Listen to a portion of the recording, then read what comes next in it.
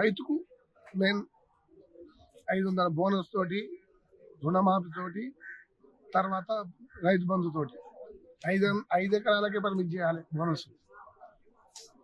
రైతు బంధు కూడా పెద్ద 100 ఎకరాలు ఉన్న వాళ్ళకి 1,00,000 కోట్లు పోతున్నాయి. అదే 5 ఎకరాల వరకు పెట్టి కటప్ చేస్తే సరిపోతాయి. ఇది మీరు రేవంత్ రెడ్డి గారికి ఇచ్చే సజెషన్ అనుకోవచ్చా? ఇదైతే మటుకు పక్క 5 ఎకరాల వరకు ఇవ్వాలి. ఎందుకంటే బోనస్ ఇస్తుంది కదా, కష్టం చేసి పండించిన వాడికి బోనస్ ఇస్తుంది. బోనస్ అది కష్టాతీతం. 500 బోనస్ అంటే ఇవాళ దళారీలకు చెవులు పుట్టినట్టు అవుతుంది. బోనస్ ఇస్తే మంచిగా ఐక్యంలో పోసుకుంటుండు, బోనస్ వస్తుంది. ఇలా ఒక్కొక్క రైతుకు ఎకరానికి 1,500, 16,000, 15,000 ఎకరానికి వస్తుంది బెనిఫిట్ బోనస్. బోనస్ ఇవ్వడం వల్ల అదే రైతు బంధు 100 ఎకరాల ఉన్నది 4 లక్షలు, 3 లక్షలు, 5 లక్షలు, పైన 100 ఎకరాల ఉన్నది దిగిపోయింది.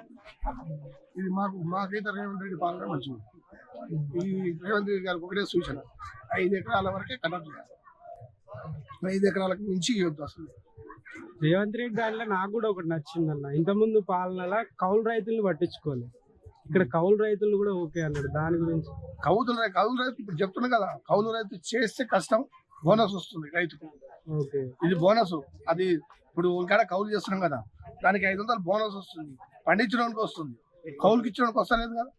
అది సబ్సిడీ సాయం అన్నట్టే. ఒక ఎకరానికి 20 క్వింటాలు పండి అనుకో 10,000 రూపాయలు అదనంగా. ఇప్పుడు వ్యవసాయానికి 21 క్వింటాల్ పంపుతుంది, 10,000 సాయం చేసినట్టే ఎకరం.